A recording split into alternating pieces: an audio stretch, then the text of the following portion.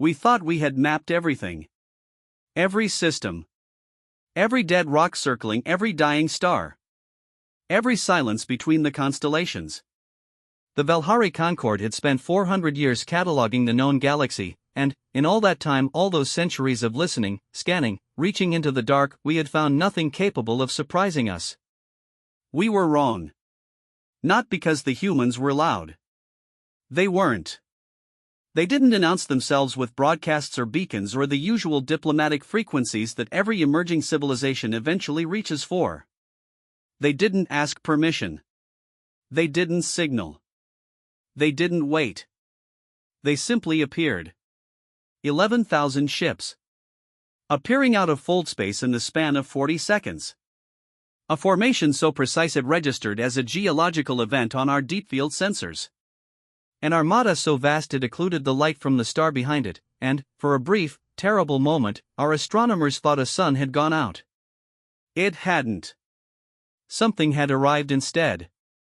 My name is Asavethran, second sensor warden of the Concorde survey vessel Endless Cartography. I have 17 years of deep space observation.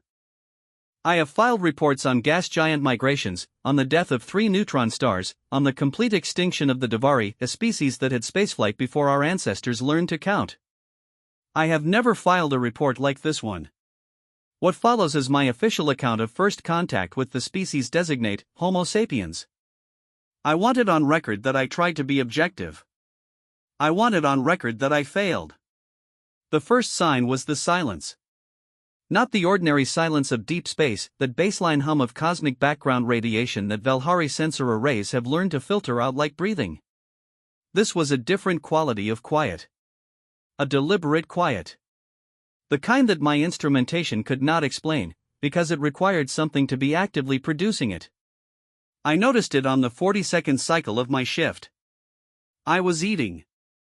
I mention this only because it matters to the sequence of events, and, because I am committed to honest record-keeping even when the details are embarrassing. I was eating a portion of compressed nutrient gel, the blue kind, which tastes like the idea of food rather than any specific food, and, watching the deep field readouts cycle through their routine sweeps of the Kethra expanse. The expanse was a surveying assignment, not a combat posting. That distinction matters. The Endless Cartography was not armed in any meaningful sense.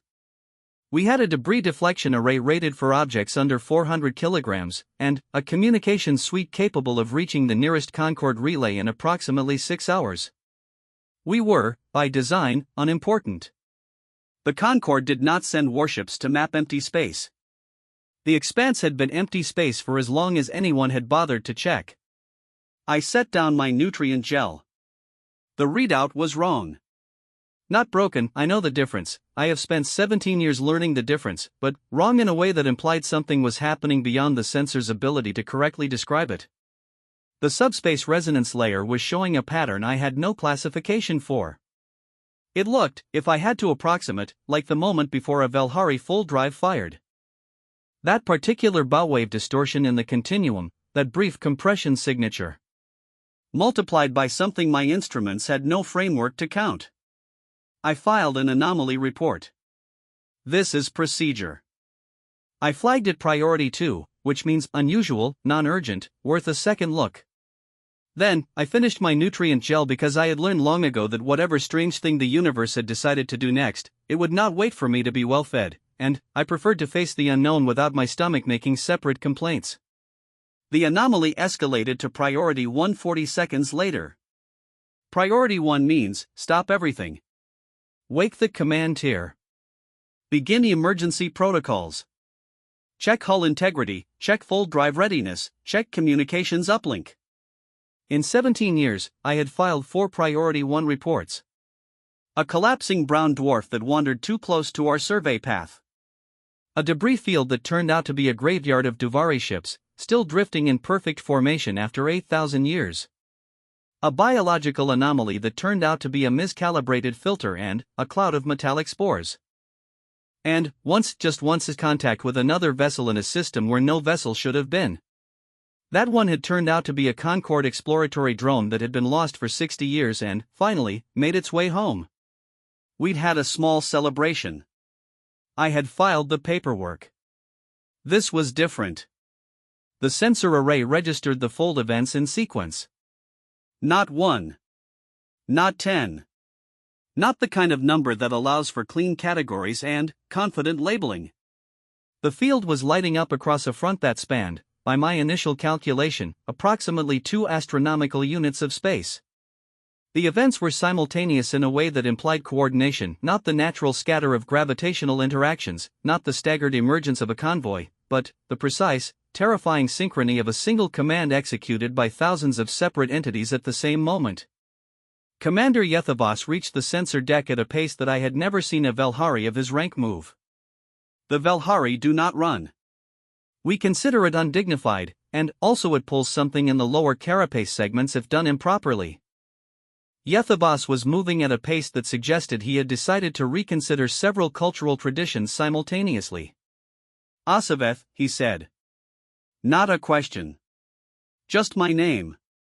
He was looking at my display and his secondary eye slits had gone fully open, which meant his optics system was trying to gather as much information as possible because his primary processing was struggling to keep pace with what it was seeing. I don't have a classification for it, I said. I'm running comparisons against the Concord archives. Nothing is matching. How many? I checked the count. The count had changed since I last checked. Current estimate is 11,241 fold events, I said. The number is still climbing. There are residual signatures still resolving. Yethavos set his hand on the back of my chair. This is not standard command posture. Velhari commanders do not lean on junior officers' furniture. His hand was there because, I believe, he needed it to be there. Something to hold on to. Are they moving? He asked. I checked. No, I said. They're holding position. The entire formation, it's stationary. Relative to us, they haven't moved since emergence. The silence again. That deliberate, produced silence. I understood it now. 11,000 ships, all of them running quiet. No active sensor pings. No communications traffic. No drive signatures. They had arrived in a formation that covered 2 astronomical units of space, and now they were simply there, saying nothing, doing nothing, waiting. Send the contact protocol, Yethavos said. I sent it. The Concord Standard Contact Protocol, frequency, format, content developed over 400 years of first contact scenarios and fine-tuned after each encounter to be maximally clear, maximally non-threatening, maximally informative. Hello. We are here. We mean no harm. Please identify yourself. The standard protocol went out on 17 frequencies simultaneously. We waited. The endless cartography hummed around us. The recycled air carried the trace scent of Yethavos's stress markers, a sour, metallic smell, like the moment before lightning in a gas giant's upper atmosphere. I noticed my hand had stopped moving toward the remainder of my nutrient gel. It had been hovering there, suspended. I put it down. 7 minutes passed. Then, the response came. Not on any of the 17 frequencies I had transmitted on. Not in Concord Standard. Not even in a format that my linguistic parsing array could immediately identify as communication in the formal sense. It came as a single tight beam transmission, aimed at our ship with a precision that implied they knew exactly where we were, had known exactly where we were for some time before we noticed them, and had selected our vessel out of the empty void with the calm confidence of someone who had already done their homework. The transmission was audio. Just audio. No visual, no data packet, no handshake protocol. A voice. A single voice. It spoke for approximately 4 seconds. Then, stopped. My translation matrix ran the audio through 43 linguistic frameworks in the Concord archive. None matched. I ran it through the phonological reconstruction algorithm, the deep analysis tool we use on genuinely unknown languages, which works by mapping phonemes against known parameters of organic speech and attempting to reverse engineer underlying linguistic rules. This process normally takes hours. It returned a partial match in 11 minutes. Not a translation. Not even close to a translation. A structural similarity. The phonological patterns in the transmission bore statistical resemblance, approximately 31%, to the linguistic architecture of a signal we had detected 40 years ago from a star system and what the Concorde classified as the uninhabited outer spiral. The signal had been logged as a naturally occurring electromagnetic anomaly. It had been filed. It had been forgotten. What does it say? Yethivas asked. I don't know, I said. I can tell you that whoever is speaking has been speaking a language with these phonological roots for long enough that the language has had time to significantly evolve from the source signal. Whatever we picked up 40 years ago, that was an early transmission. This is not an early transmission. This is a language that has been used. How long? I ran the divergence analysis. Conservative estimate, I said. The language drift represents roughly 200 years of continuous development from the source signal. Maybe more. The algorithm isn't precise at these scales. 200 years, Yethivas said. Minimum. He stepped back from my chair. I heard the soft sound of his carapace plate settling as he straightened, the Velhari equivalent of a deep breath. So they've been transmitting for at least 200 years, he said. And, we classified it as noise. We classified it as noise, I confirmed. There was a quality to the silence that followed that I don't have a precise term for in Velhari. In the Concorde's trade language there are words for shame that was deserved, and words for shame that was accidental, but what Yethivas was doing in that silence was something that contained both and also something else, the particular weight of understanding that the universe had been larger than your map of it for a very long time, and that the map had felt complete, and that the feeling had been entirely your own invention. The transmission came again. Same voice. Different content, longer this time. 3 distinct tonal clusters that my matrix flagged as potentially representing 3 separate semantic units. A greeting, possibly. Or a question. Or a warning. I genuinely could not tell. Send an acknowledgement, Yethivas said. Broadband. All standard frequencies plus matching their tight beam channel. Include mathematical primer. Start with primes, then geometric ratios, then it's already transmitting, I said. He looked at me. I anticipated the order, I said. I started the mathematical primer sequence when they sent the second transmission. It seemed like the correct time. Yethivas made the low click that means something between approval and exasperation. He makes it at me regularly. I have come to consider it a positive sign. We waited. I tracked the formation on my sensor array, all 11,000 of them, holding perfect position, engines cold, weapons, and here I need to note that I could now identify weapons. The sensor resolution had improved as my array adapted to their specific electromagnetic signature, weapons offline. They were not threatening us. They were not doing anything. They were, if I had to characterize it, patient. 40 minutes after our mathematical primer, the response came. It began with our own primer reflected back primes, geometric ratios, the opening sequences exactly as we had transmitted them. Standard. Expected. The proof of comprehension.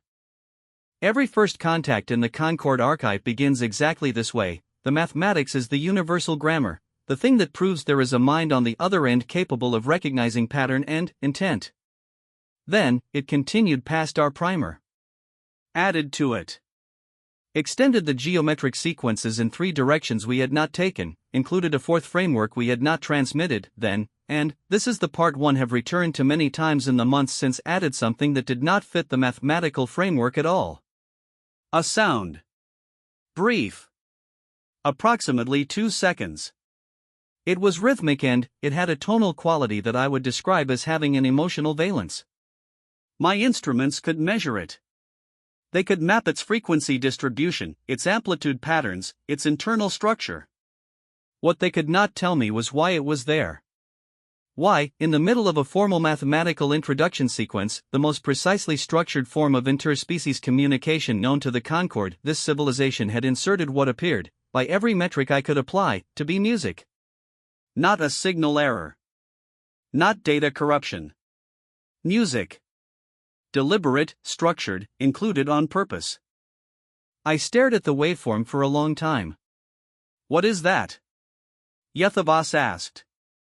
I think, I said, and then I stopped, because I was aware that what I was about to say was going to sound wrong in the context of a formal contact report, and I have always cared about the quality of my formal contact reports, and I was already composing the footnote I would need to attach to this entry. I think they're saying hello.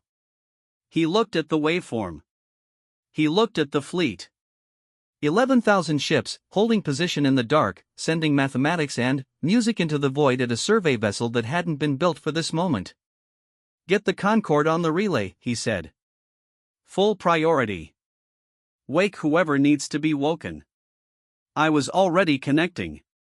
The relay lag was 6 hours each way. 12 hours before we could expect a response from the Concorde's command tier. In the meantime, we sat in our little unarmed survey ship at the edge of the Kethra expanse, and the Armada sat across 2 astronomical units of space, and nobody did anything threatening, and nobody did anything hasty, and I filed the most detailed anomaly report of my career and then sat back and looked at the waveform still cycling on my secondary display. The music. I ran it through every analysis framework I had. It didn't tell me what it meant. It told me how it was made, the mathematics of it, the intervals, the recursive patterns. It told me that someone had composed it carefully. That it had internal structure. That it was not random. It told me nothing about why a civilization sending its first formal message to an unknown species would choose to include it. I kept the analysis running. I ate the rest of my nutrient gel, which had gone cold. I noted in my personal log, separate from the official record, that I had been on this assignment for 412 days without a single event worth reporting beyond the routine, and that on day 413, 11,000 ships had appeared out of nowhere and sent me music, and that I did not know what to do with either the professional implications or the feeling in my secondary chest cavity that I was still refusing to formally classify. 6 hours later, when the Concorde's first response was still 4 hours away, a second transmission arrived from the Armada. Another voice. Different from the first. Lighter in register. The linguistic matrix was still not capable of translation, but the phonological patterns were becoming marginally more familiar. My algorithm was learning, building a working model of the language's structure from repeated exposure. This transmission was longer. Much longer. Several minutes of continuous speech. And, in the middle of it, unmistakable now, deliberate now, clearly a repeated element rather than an anomaly, more music. Different music. Same quality, rhythmic, tonal, emotionally veloced in a way my instruments could measure and I could feel without knowing why. I flagged it. Tagged it. Added it to the analysis queue. Then, I did something that was not in any Concorde protocol, because no Concorde protocol had ever anticipated this specific situation. I played it back on the Endless Cartography's internal speaker system, at the volume it had been transmitted. Yethavas looked up from his console. The 3 survey technicians on the deck stopped what they were doing. We listened. I don't know what we were listening for. I don't think any of us knew. It was music that none of us could understand, from a civilization none of us had known existed, transmitted from somewhere inside an armada that could reduce our ship to component particles without registering the effort. And it was beautiful. I noted this fact in my personal log with the kind of precision I usually reserve for stellar mass measurements. The music was beautiful. I could not define beauty in my own language precisely enough to be satisfied with the definition, but I knew the word, and I knew when to use it, and I used it here. Whatever these beings were, wherever they had come from, whatever they wanted, whatever the 11,000 ships meant, they had looked out into the dark and decided that the first thing to say was something that sounded like this. I kept that thought filed in a place I did not examine too closely.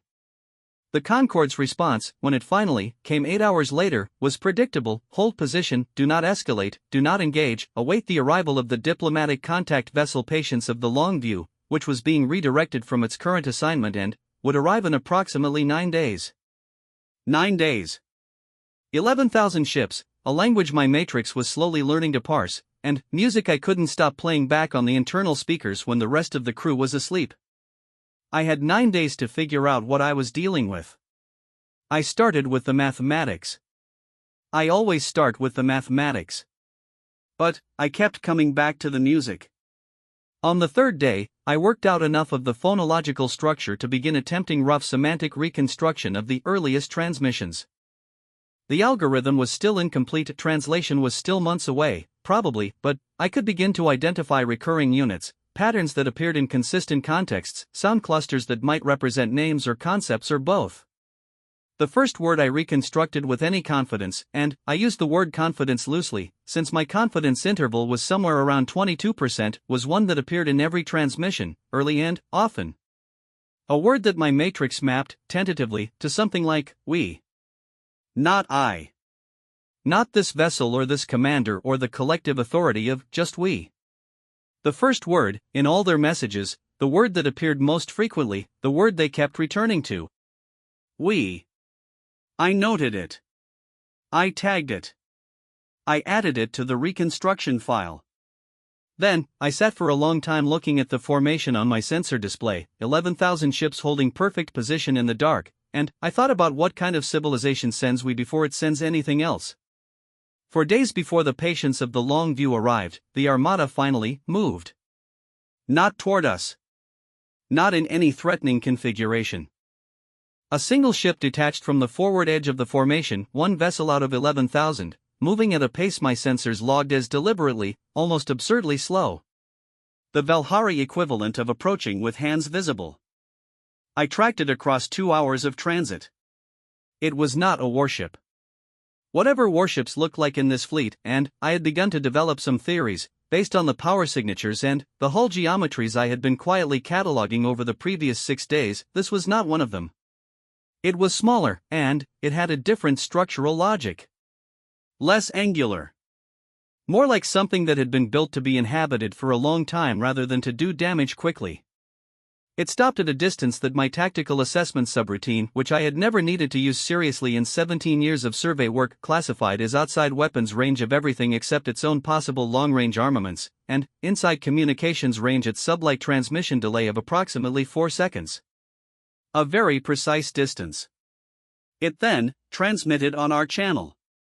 One voice again. The first voice, the one from the very first message, which I had been analyzing the longest and which my algorithm knew best. And, this time, mixed into the phonological stream at intervals that I was beginning to recognize as meaningful, a specific sequence I had been working on for 3 days. My reconstruction matrix flickered. Partial match. 47% confidence. I stared at it. 47% is not enough to act on. 47% is not enough to put in a report. 47% means this might be completely wrong in ways that matter enormously when the alternative is misrepresenting the first words of a new civilization to the entire Concord. But Yethavas was watching me. The deck technicians were watching me. The single ship was sitting 4-second light delay away, waiting. Asaveth, Yethavas said, quietly. Give me a moment, I said. I ran the reconstruction one more time. Checked the phonological model. Checked the contextual frequency analysis. Checked the semantic mapping table I had been building for 6 days from a language I had no reference material for and had reconstructed entirely from pattern recognition and what I can only describe as instinct, which is not a methodology that appears in any Concord manual. 51% confidence. Still not enough. I transmitted the translation anyway. They're saying, I said, and I heard my own voice doing something strange, a slight tightening, a quality that Valhari vocal production exhibits under particular kinds of stress. They're saying, we have waited a long time to say hello. The deck was quiet. The single ship waited, 4 light seconds away. Yethabos turned back to his console. Send acknowledgement, he said. His voice was entirely normal. Include the primer sequence again. And... He paused. Just briefly. Include the music they sent. Send it back. I sent it. 11,000 ships. One small vessel. And, the Concord's most boring survey assignment, transformed entirely in a single shift. I finished my notes for the day and considered, carefully, what kind of entry I was going to write for the official record. I wrote, "Contact established. Nature of contact, complex. Further analysis required."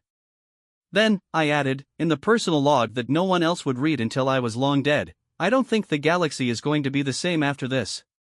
I ate cold nutrient gel for breakfast and missed the moment the map got too small. This seems like exactly how these things should happen. I played the music one more time before sleep cycle. I let it finish. The Patience of the Long View arrived 6 minutes ahead of its projected schedule, which told me something about how seriously the Concorde command tier was taking this. The diplomatic vessel was twice the length of the Endless Cartography and, built in the style the Concorde had developed specifically for contact operations, every external surface was smooth, every angle passive, every emission profile calibrated to read as non-threatening on the widest possible range of alien sensor architectures. It looked, frankly, like a very large and expensive pebble. I had always found Concorde diplomatic ship design philosophically interesting, the enormous effort invested in appearing to have made no effort at all. I was transferred to the Patience before its captain had finished docking protocols with us. This is not standard procedure. I took it as another indicator. The captain's name was Vethzelorin, and she was the kind of Velhari who had been doing difficult things for a long time and had learned to do them with a stillness that I had previously associated only with very deep water. She reviewed my 6 days of analysis files in approximately 40 minutes. She asked 3 questions. The questions were very good. Then, she said, "You transmitted the translation before you had adequate confidence intervals." "Yes," I said. "Why?" "Because they were waiting," I said. "And waiting has a weight that accumulates." And the message felt. I stopped. Tried again. The reconstruction fit the context. Not mathematically, but contextually. They had approached slowly. One ship. Non-threatening posture. The message was short.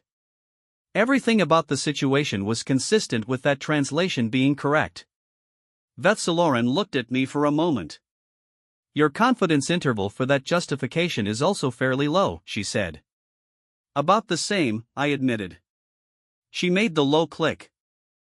"Identical to Yethabas's."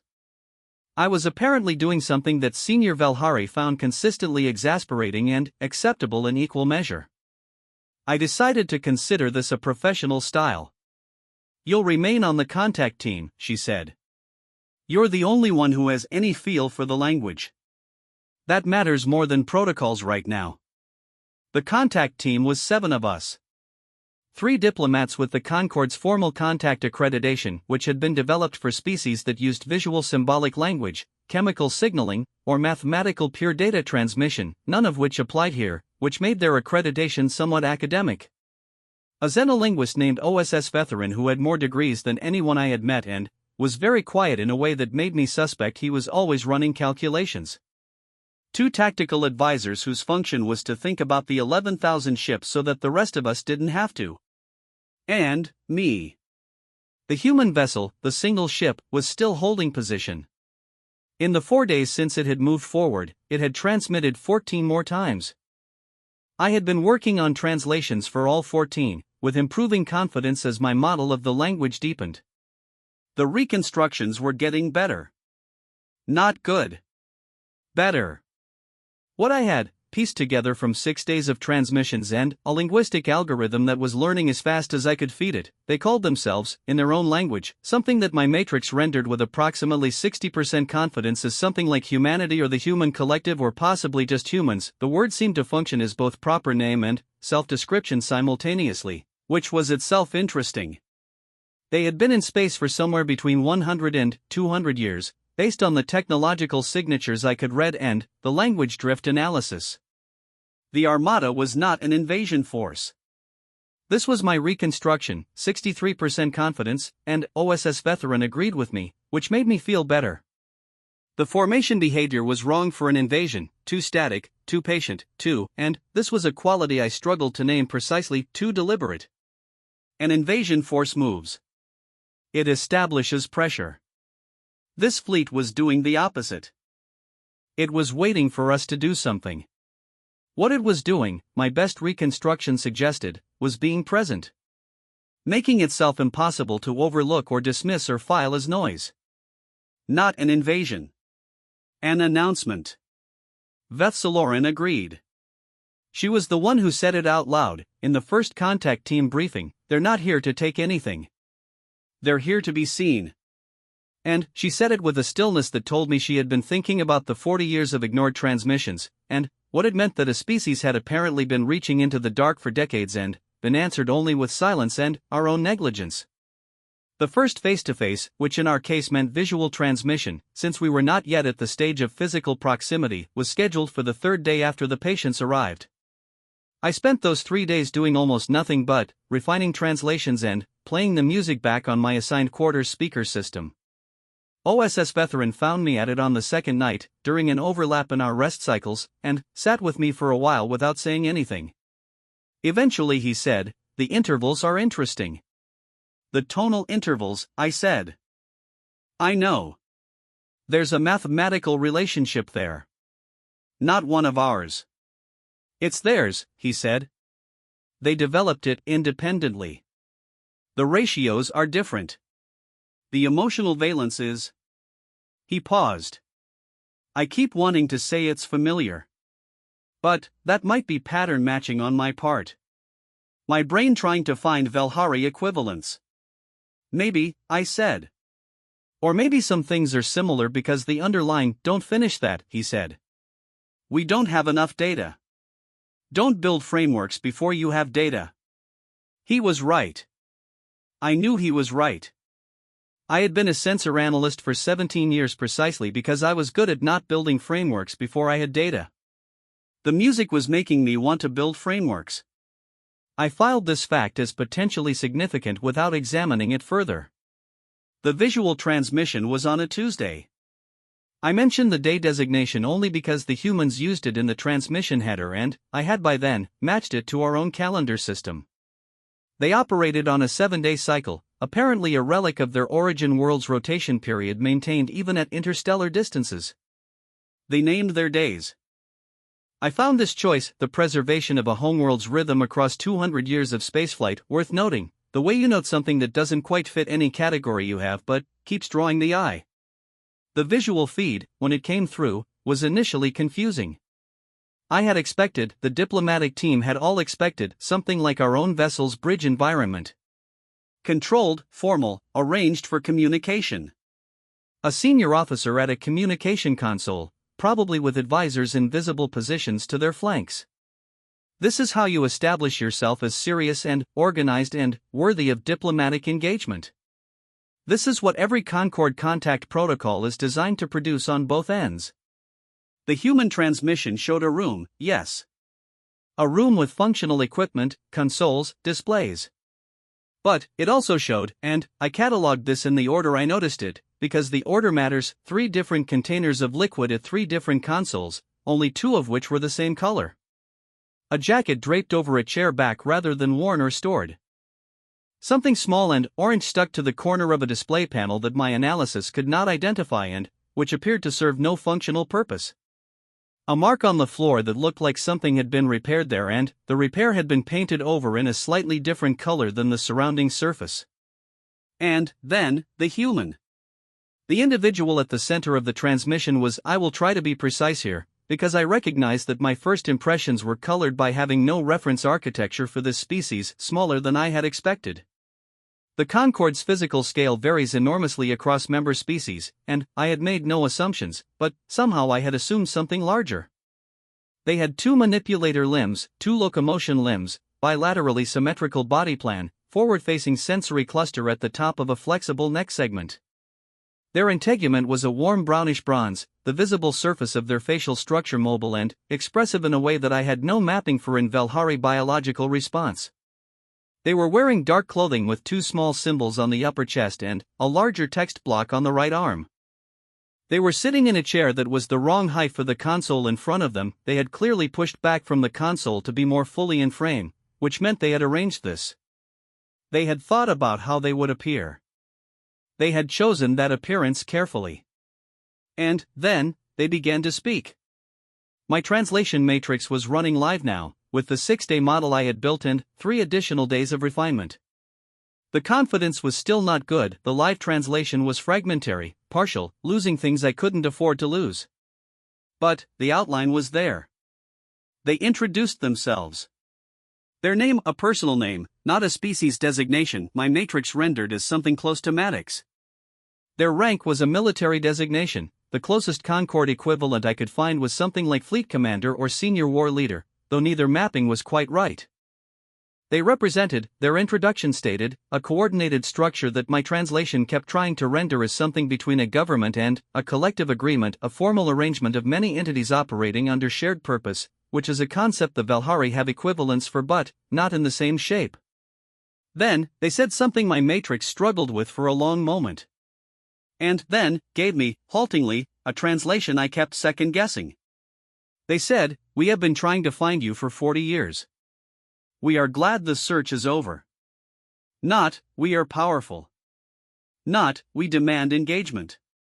Not, "Stand down or face the consequence of this armada." "We have been trying to find you for 40 years. We are glad the search is over." Vethseloren's response was measured and formal and exactly what the protocol called for. She identified herself, the patience of the long view, and the Valhari Concord. She expressed acknowledgement of their message. She proposed a framework for continued communication. I was looking at the human on the screen. I was looking at a specific detail, the small orange object stuck to the corner of their display panel. It bothered me. It was the wrong color for any standard indicator or warning system. It was the wrong shape to be a repair. It was simply there, affixed to a piece of equipment worth, by any reasonable assessment, a significant quantity of resources, in a position where it would be visible to every person who used that console. It was, I eventually decided, decoration. Personal decoration. On equipment that was used for running a fleet of 11,000 ships. I noted this detail. I could not explain why it felt important. It sat in my mind the way the music had sat in my mind on the first day, not fitting any category, refusing to be filed. The second transmission, the formal second session, 2 days after the first, included an interpreter on the human side. Someone who had spent the 2 days between sessions working on the same problem OSS Veteran and I had been working on, how to build a translation bridge fast enough to be useful. They had been working from the same material in reverse. The interpreter, a different individual, younger in whatever metric age registered in this species, with a focused and slightly frustrated expression that I recognized across species lines because I spent most of my working hours making the same expression, had produced a partial translation framework that overlapped with mine in several places and diverged in several others. The divergences were more interesting than the overlaps. The points where our models agreed were the structural basics, grammar, syntax, core vocabulary. The points where they diverged were in the areas I had been thinking about most, the music, the emotionally veloce expressions, the words that kept appearing in contexts where I expected simple data and, instead, found something more complicated. Their interpreter had flagged a word that I had also flagged, but for different reasons. In Valhari it would translate to something like home, but the human word rendered in our script as a transliteration carried what my model read as additional weight. OSS Veteran thought the additional weight was metaphorical, home as concept rather than location. The human interpreter's notes, which we received as a document exchange and which I read 4 times, suggested the word meant something closer to the place that made you, which you carry wherever you go. I spent a long time with that translation. OSS Veteran came to find me again. It was becoming a habit. "You're doing the thing," he said. "What thing?" "The thing where you find one detail and pull on it instead of integrating the full dataset." "The detail is representative of the full dataset," I said. "The word is doing the same thing the music does. The same thing the orange object on the display does. The same thing the language drift pattern does. They're not separating things the way we separate them. Location and identity. Art and communication. Formal exchange and personal presence. They're not keeping those categories apart." OSS Veteran sat down. That's either a profound observation about their cognitive architecture, he said, or it's very premature speculation from a sensor analyst who has been listening to alien music for 9 days. Both, I said. Probably both. He was quiet for a moment. The music, he said finally. I ran the interval analysis against every species in the Concord archive. All 112 of them. 17 have music, formal sonic structures with intentional aesthetic content. None of them include music in formal diplomatic communication. Humans do, I said. Humans do, he agreed. In the first message. The first thing after the mathematical primer. Before anything else. I thought about that. What do you think it means? I asked him. He made the low click, his version of it, which was slightly different from Yethabas's and Vethsaloran's, a bit more tentative. I think, he said carefully, it means they considered carefully what to say first. And they decided that they wanted us to know something about them that mathematics couldn't carry.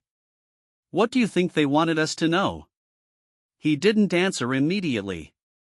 The patients hummed around us. Recycled air, engine hum, the faint trace of everyone's chemistry mixing in the closed system of a diplomatic vessel on the edge of the unknown. That they feel things, he said. And that the feeling things matters to them. And that they wanted to lead with it.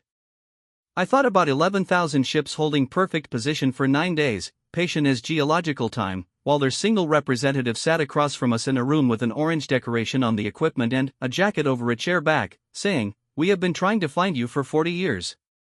We are glad the search is over." On the 6th day of the patient's presence, Commander Maddox sent a personal transmission. Not to Vethsaloran. Not to the diplomatic team. To me. By name. Addressed to Osavethran, Sensor Warden. I sat with it for 40 minutes before opening it. The translation was better by now. OSS Veteran, and I had built a working bridge over the previous week, enough for approximate meaning even if precision was still elusive. Maddox's personal transmission went through my matrix and came out with about 70% confidence, which was better than it had ever been. They said, "Your translation on the first day, the one about waiting 40 years. Our interpreter says you transmitted that with a low confidence interval. I want you to know, you got it right." Then, they said, "We have been singing into the dark for a long time.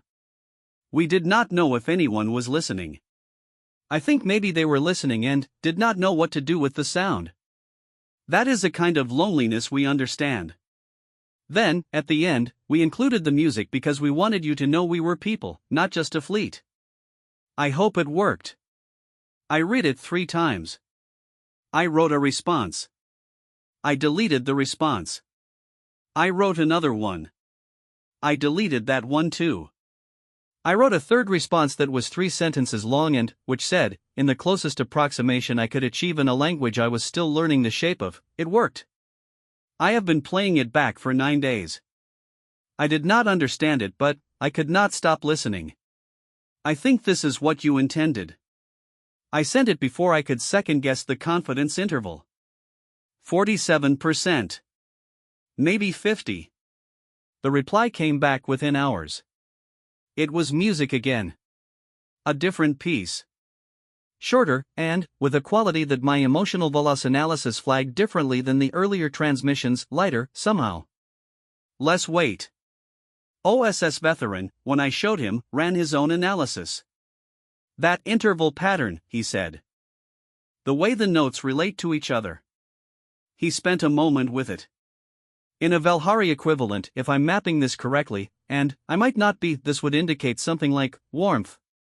Or acknowledgement. Like a nod. Or a smile.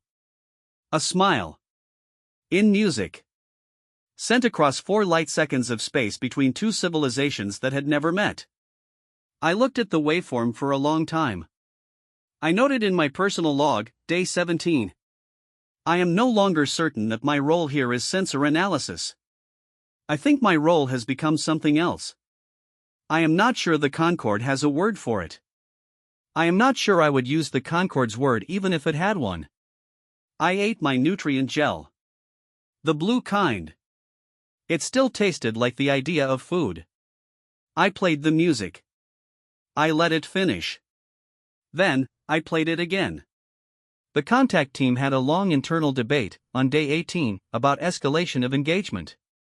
The diplomatic advisors wanted to proceed slowly, standard protocol, staged approach, each phase contingent on successful completion of the previous.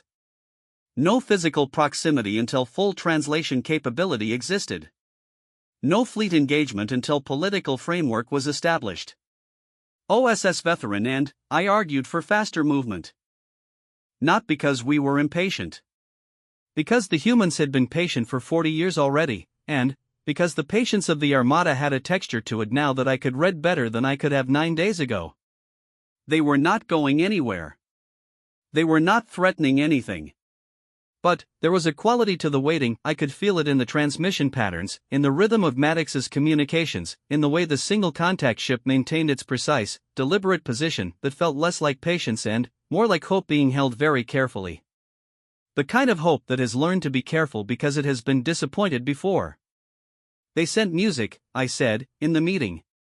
In the first message. Before they knew anything about us. Before they knew if we could perceive it or value it or if we even had a concept of music. They sent it first. Censor Warden, one of the diplomats said, with the particular tone of diplomatic patience applied to technically junior personnel, I understand the attachment you've developed to this contact, but emotional responses to novel stimuli are a known hazard in first contact scenarios, and the protocols exist precisely to. I know the protocols, I said.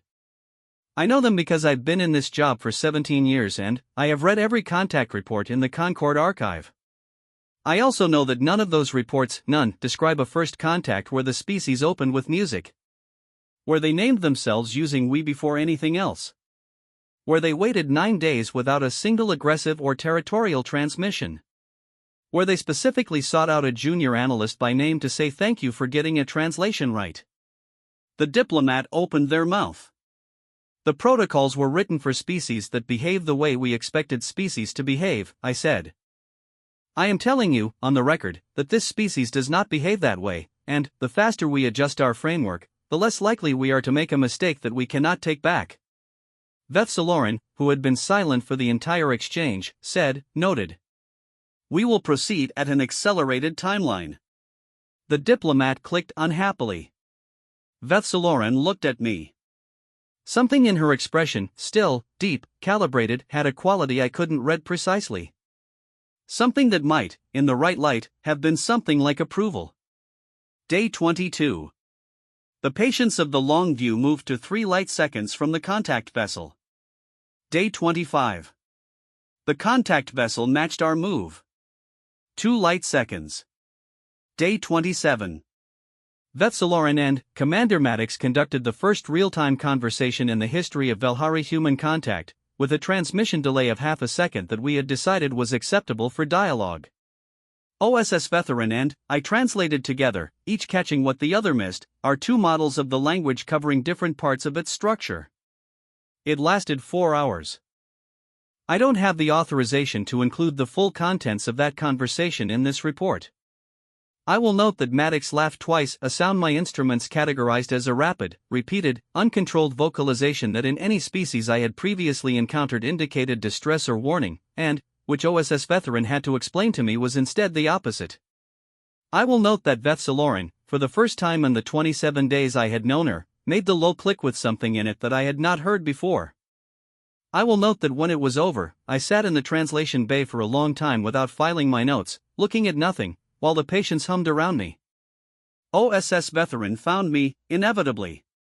He sat down. He didn't say anything about frameworks this time. After a while, he said, they're going to change everything, aren't they? Yes, I said. Not because of the fleet. Because of I stopped. Because of the music. Because of the orange thing on the console.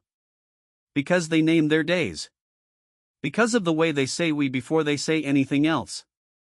Because they sent music into the dark for 40 years on the chance that someone was listening. OSS Veteran was quiet. In Velhari, I said, we have a word, Velshan, for the rational process of accepting that your model is wrong and revising it. We consider it a technical procedure. Necessary but not emotional. I know the word, he said. The humans have a different word for it, I said. The closest my matrix can get, based on context and frequency and the emotional valence analysis, is something like, to be changed by something you weren't looking for. He sat with that.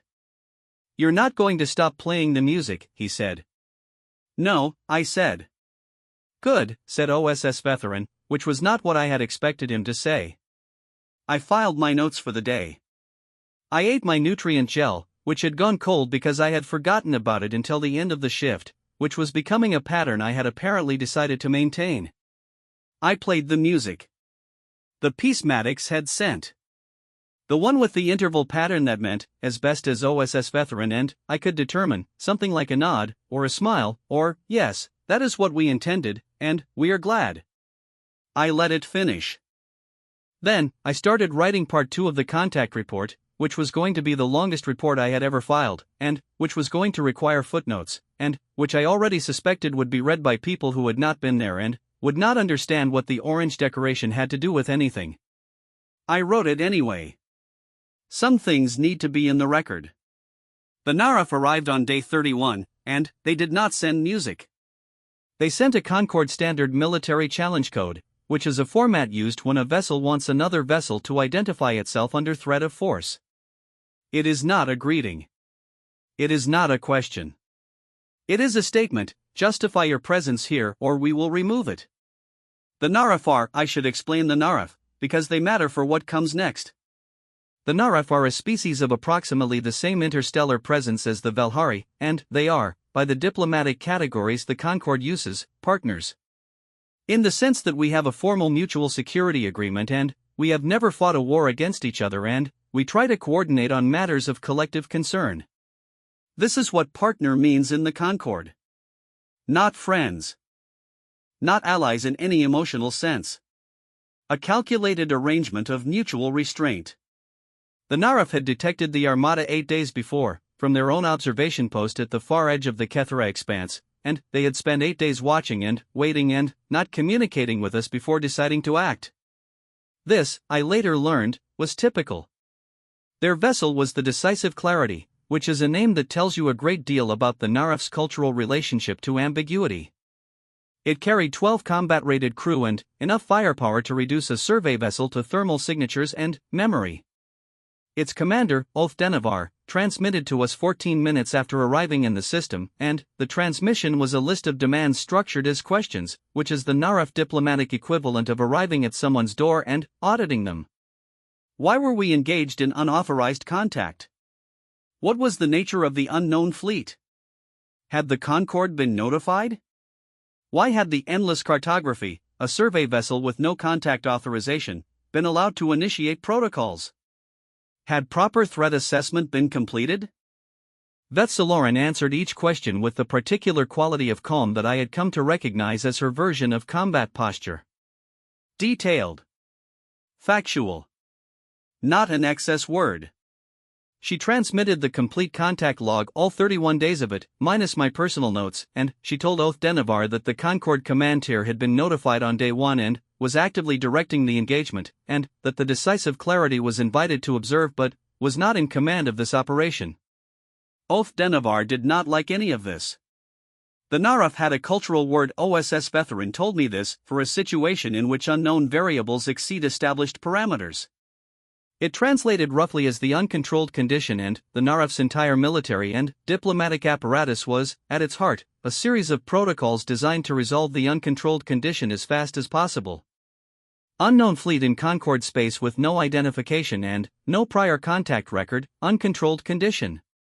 The resolution, from the Naraf perspective, was to establish control. Demand identification. Establish parameters. Classify. What they could not do was what we had been doing for 31 days, wait, listen, learn, and let the thing that was happening take the shape it was going to take. The humans had detected the Decisive Clarity's arrival before we transmitted our warning to them. This I know because their Armada shifted configuration very slightly, very precisely, within 6 minutes of the Naraf vessel's emergence from full drive, a response time that implied their sensor coverage of this system was considerably more thorough than they had let on.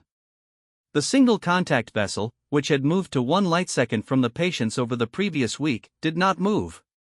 Maddox transmitted to us 12 minutes after the Naraf arrived. The translation was fast now, OSS veteran, and I had the language well enough for real-time work on almost everything except idiomatic expressions and emotional register.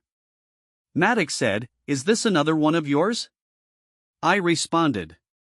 I had, by this point, been given provisional transmission authorization for the contact channel, which was a procedural accommodation that the diplomatic team had stopped pretending wasn't necessary. I said, "It is a different species. Also part of the Concorde. Their approach is different from ours." A pause of 4 seconds, light delay, and then, how different? I considered how to answer this accurately. I said, "They will want to classify you. They will ask formal questions. They do not do the music thing." Another pause. Then, understood. "We will follow your lead on protocols." I was not, formally speaking, someone whose lead was supposed to be followed on anything. I filed this fact without examining it. There was too much happening. The Naraf human introduction happened on day 33. Vethsaloran managed it, putting herself between the two parties in both the literal and diplomatic sense, controlling the channel, modulating the exchange. Ofdenavar was, I watched this carefully, I was watching everything carefully, professionally correct. Precise. Demanding in ways that were technically within Concorde contact protocols. Maddox was, on the human side, equally precise. Formal in a way I had not seen in the previous month of contact. Their responses to Ofdenavar's demands were complete, factual, and structured in exactly the format the Naraf expected, as if someone had briefed them on Naraf communication preferences in the 12 days between the Decisive Clarity's arrival and this session. Someone had briefed them. Of course, someone had briefed them. They had been preparing for this contact for 40 years. They had come with an armada, yes, but they had also clearly come with research, and analysis, and preparation, and they had one representative doing music and personal notes and orange decorations, and they had another layer of preparation running beneath that, waiting for exactly this kind of encounter. Ofdenavar, afterward, transmitted to Vethsaloran, "They are highly organized. The fleet cohesion suggests a command structure of unusual depth. Are they a military civilization?" Vethsaloran's response, "Their structure appears to have both military and non-military components in simultaneous operation. The contact representative demonstrates military rank but also functions in diplomatic and communication roles. We are still developing our understanding." Ofdenavar, "That is insufficient. We need a classification. I was not supposed to be on that channel. OSS Veteran had added me to the monitoring feed as part of my translation duties, which technically permitted passive access, and I had not mentioned that I was reading the exchange in real time. I did not say anything. I noted it. The word classification. The demand that this new thing be put in a box, labeled, rendered manageable. I thought about a word that meant the place that made you, which you carry wherever you go. I thought about 33 days of contact built on a foundation of music and the mathematics of kindness, and I thought about what classification was going to do to that. On day 35, I asked Maddox a question. I was not supposed to initiate personal communications without documentation. I initiated it and, then, documented it, which is a distinction that matters to me and, probably to no one else. I asked, "Why the Armada? You have been sending signals for 40 years. You clearly have diplomatic capability. Why arrive with 11,000 ships?" The light delay pause.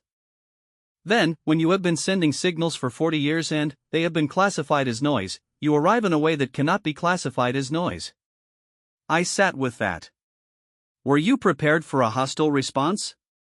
I asked. "We are always prepared for a hostile response," Maddox said. "We have been prepared for a hostile response since the first ship left our system. But, we did not want a hostile response. We wanted," the next word took my matrix longer than usual.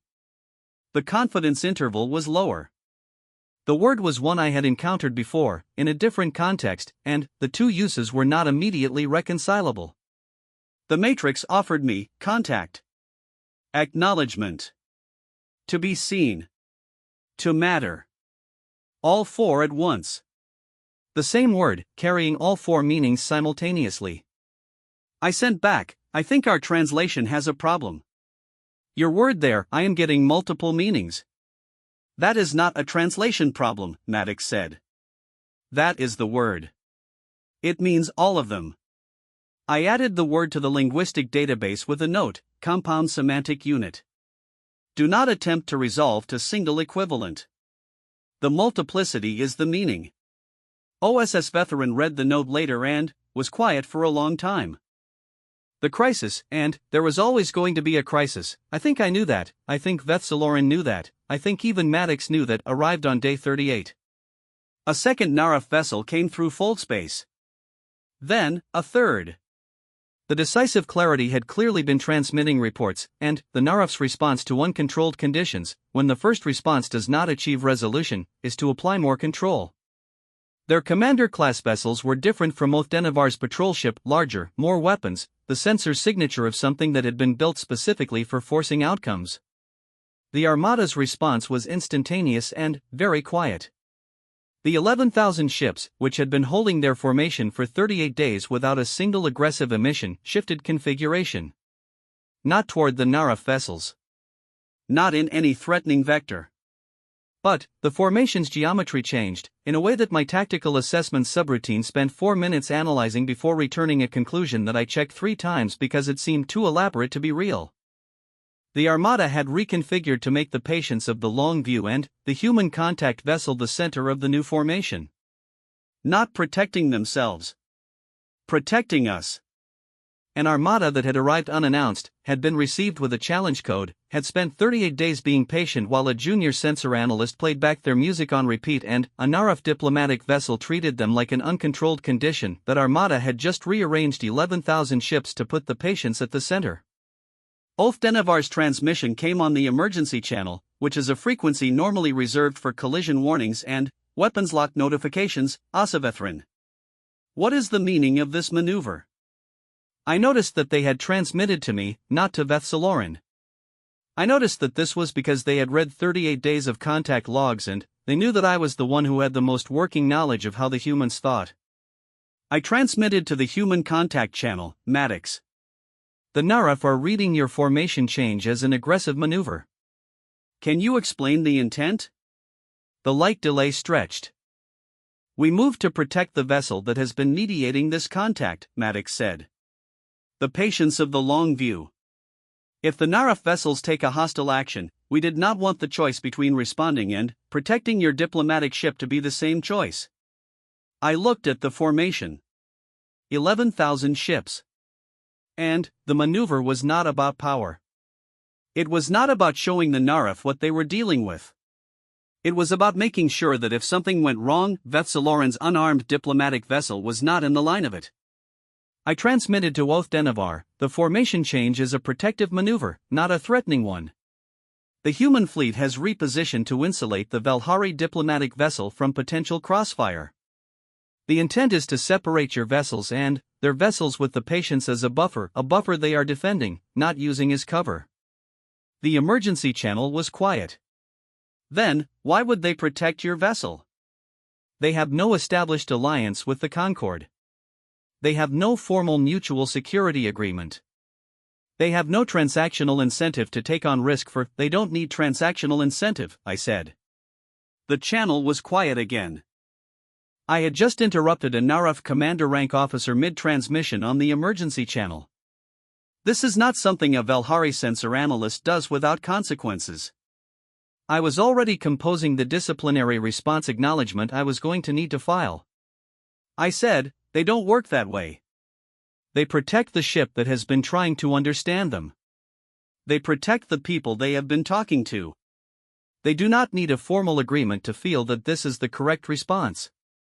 Please do not mistake this for a tactical maneuver. It is not. I looked at my display. Othdenavar's vessels had not moved. The Armada had not moved. The contact vessel, 1 light second from the patients, was holding position at the center of 11,000 ships that had just rearranged themselves around 2 small Valhari vessels because it was the right thing to do. My instruments were behaving normally. My hands were behaving less normally. I became aware that I was gripping the edge of my console with enough pressure to register on the haptic sensors, and I deliberately released my grip, and I made a note in my personal log that the note said only, Day 38. Protection formation. No transactional incentive.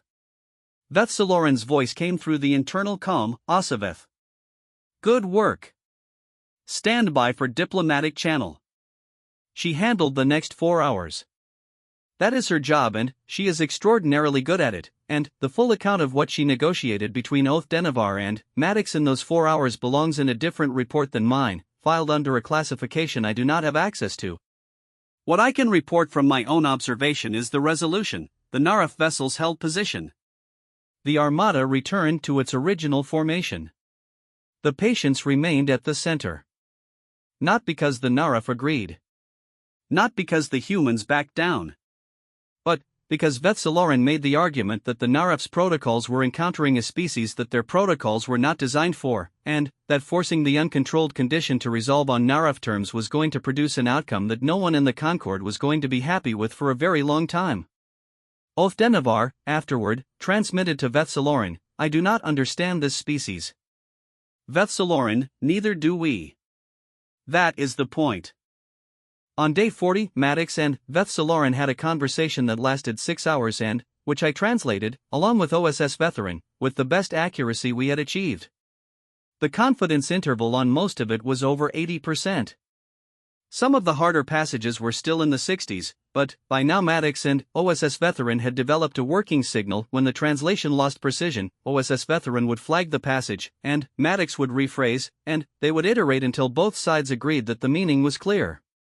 This process was, in itself, something. The willingness to stop, identify the loss, try again, and not proceed until both parties were satisfied. The patience of it. The care. Near the end of the 6-hour session, Vethsaloran asked, What do you want from this contact? What does humanity hope to achieve? The light delay. The pause. Maddox said, the same thing we wanted when we sent the first signal, 40 years ago. We want to not be alone in it. In what? Vethsaloran asked. Maddox said, all of it. I looked at the translation. Checked it. Checked it again. The confidence was 87%, which is the highest anything in this contact had reached. All of it. The ship hum was very loud in the silence after. Or the ship hum was normal and everything else had just gotten quiet. I couldn't tell which. OSS Vetheran looked at me from across the translation bay. I looked at my display, where the formation of 11,000 ships was visible as a scatter of light across 2 astronomical units, a structure so large it had once blocked a star. I thought about the 40 years of signals that had been classified as noise. I thought about a word that meant, to be seen. To matter. Contact. Acknowledgement. I thought about music sent into the dark before you know if anyone is listening. I thought, 40 years. They sent music and mathematics into the void for 40 years, not knowing if anyone could hear, not knowing what would answer, not knowing if anything would ever answer at all. And, when they came to make themselves impossible to miss, they sent one small ship forward and had that ship's commander include an orange decoration on their console and use their personal name and ask about the translation like it mattered to them personally that we got it right. Not because we had earned that consideration. Not because we had transactional incentive to give it. Because it was I reached for Velhari, reached for trade language, found neither of them sufficient, and arrived, slowly and, with some surprise, at the only frame that worked, because it was the right thing to do. And, they knew it was the right thing to do without needing it to be in a protocol. On day 42, I received another personal transmission from Maddox. Short. 4 sentences. I have been reading the summary of your early contact logs, the ones that were cleared for my access. I see that you began playing the music back on the ship's internal speakers on day 1. Before anyone authorized it. Before it had been analyzed. I wanted you to know, the person who composed that piece has been dead for 30 years. She composed it specifically to be the first thing we sent to whoever we found. She called it Overture for an Audience of One. She said, whatever is out there, it will be alone too. Give it something beautiful. It will know what to do with it. You did. I read the transmission twice. Then, I wrote in my personal log, day 42. I am filing this under the category I have been constructing for 32 days, the category I did not have a word for at the start and still do not have a single word for, but which I can now describe in approximately 4 Velhari words and, possibly more accurately in the human word I am still learning to hold, we. Not I. Not this vessel. Not the Concorde. Not the Armada. We. Whatever this is, we are in it together. I played the music. The Overture for an Audience of One, written by a human woman who had been dead for 30 years, composed for whoever was out there, alone in the dark, hoping something would answer. I let it finish. Outside the viewport, the formation of 11,000 ships held position in the dark, patient and unhurried and enormous, surrounding a small Velhari survey vessel and a diplomatic ship that had never expected to matter this much. I ate my nutrient gel. The blue kind. It still tasted like the idea of food. It probably always would. I picked up the notes for part 3 of the contact report, which was going to be the hardest section to write because it was the part where I was going to have to explain the Narif incident, and the protection formation, and why a fleet of 11,000 ships had rearranged itself for no transactional reason whatsoever, and why I believed, with a confidence interval that I was not going to include because it would make the diplomats unhappy, that this was the most important thing that had happened in 400 years of Concorde history. Not the Armada. Not the size of the fleet. Not the 40 years of unheard signals. The moment they moved to protect the ship that had been listening to them. The moment the galaxy realized that there was a species out there that did not need a formal agreement to feel that someone was worth protecting. I wrote it carefully. Precisely. Every detail in its place. I included the orange decoration. I included the music. I included the word that means all of those things at once, with a note, do not attempt to resolve to single equivalent. The multiplicity is the meaning. I sent the report. Then, I sat back and looked at the viewport and thought, 40 years. They waited 40 years. And, I thought, we classified it as noise. And then, because I am a sensor analyst and I have been one for 17 years and some habits do not break, I opened the archive. Found the original signal. The one we had logged 40 years ago and filed as electromagnetic anomaly. I played it. It was different from the later music, older, simpler, the recording quality rough in the way that early transmission technology always is. But, the interval patterns were there. The same relationships. The same valence. An audience of one. 32 days ago I had been eating nutrient gel and watching a routine sensor sweep. 40 years ago, someone had composed this. Trusting that somewhere in the dark, something was listening. I added a note to the archive entry, replacing the classification anomaly naturally occurring electromagnetic signal. The new classification, first contact. Day negative 14,612. The day they started speaking. The day we weren't listening yet. I filed the update. I let the music play.